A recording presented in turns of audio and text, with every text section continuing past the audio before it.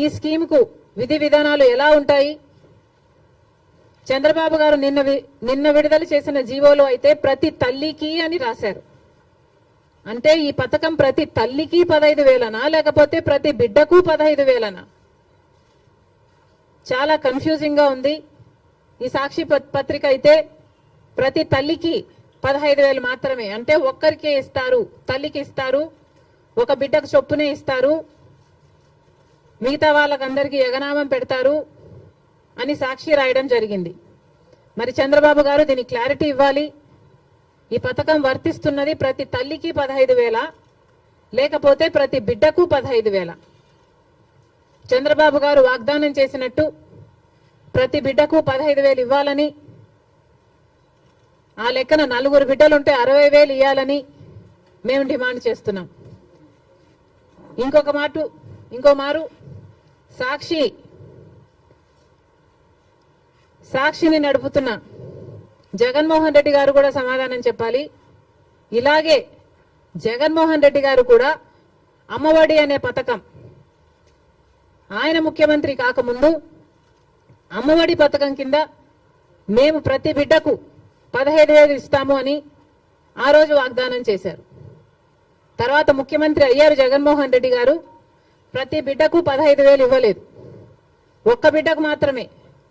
అంటే ప్రతి తల్లికి 15,000 అన్నట్టుగానే జగన్మోహన్ రెడ్డి గారు కూడా వ్యవహరించారు. మరి జగన్మోహన్ రెడ్డి గారికి ఆ వాగ్దానం గుర్తులేదేమో ఈరోజు చంద్రబాబు గారు గురించి రాస్తున్నారు.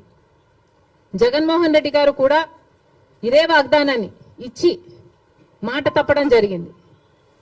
తల్లికి 15,000 అని అనకుండా ఆ రోజు బిడ్డకు ఎంతమంది బిడ్డలుంటే అంతమంది బిడ్డలకు 15,000 ఇస్తాము అని తాను చెప్పడమే కాదు, జగన్మోహన్ రెడ్డి గారి తరఫున క్యాంపెయిన్ చేసిన నేను కూడా, నాతో కూడా అదే వాగ్దానమే చెప్పించారు.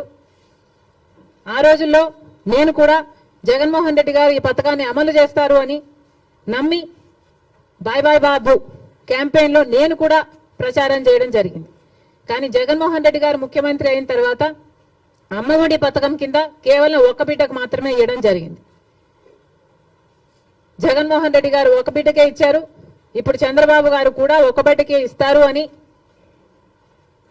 అర్థం వచ్చేటట్టుగా నిన్న జీవోలో ప్రతి తల్లికి 15,000 అని రాయటం జరిగింది. కాబట్టి చంద్రబాబు గారు దీని మీద క్లారిటీ ఇవ్వాల్సిన అవసరం ఉంది అని కాంగ్రెస్ పార్టీ డిమాండ్ చేయడమే కాకుండా ప్రతి బిడ్డకు మీరు వాగ్దానం చేసినట్టు సూపర్ 6 లో ఉన్న ప్రతి వాగ్దానము నిలబెట్టుకోవాలని కాంగ్రెస్ పార్టీ చంద్రబాబు గారిని, కూటమిని డిమాండ్ చేస్తున్నాం. ఇక ఇటీవల క్రియేట్ చేస్తున్న confusion Visakhapatnam steels, Vizag steel కు సంబంధించి తెలుగుదేశం పార్టీ ప్రజాప్రతినిధులే రకరకాలుగా మాట్లాడుతున్నారు. ఒకరేమో అది లాస్ మేకింగ్ కంపెనీ, అమ్మక తప్పదు అని ఒక రకంగా మాట్లాడతారు.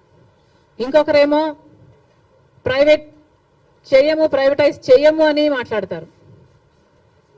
అసలు విశాఖ స్టీల్ కు ఇంత ప్రమాదం ఎందుకు వచ్చిందో ఆంధ్ర రాష్ట్ర ప్రజలందరూ కూడా ఆలోచన చేయాలి. అధికారంలో ఉన్న బీజేపీ పార్టీ అయితేమి, ఇక్కడ అధికారంలో ఉన్న చంద్రబాబు గారు అయితేనేమి ఆలోచన చేయాలి. అసలు వైజాగ్ స్టీల్ కి ఇంతవరకు క్యాప్టివ్ మైన్ అనేది లేకుండా పోయింది.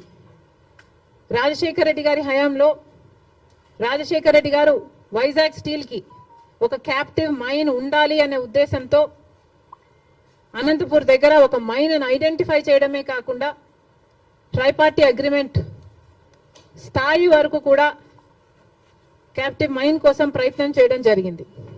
తర్వాత వచ్చిన ముఖ్యమంత్రులు ఎవరు పట్టించుకోవడం మనం చూడలేదు. రాజశేఖర రెడ్డి గారు ముఖ్యమంత్రిగా ఉన్నప్పుడు ఆర్థికంగా కూడా వైజాగ్ స్టీల్ కి 100 కోట్లు ఇచ్చి ఆదుకోవడం జరిగింది. మరి ఆ తర్వాత ఏ ముఖ్యమంత్రులు వైజాగ్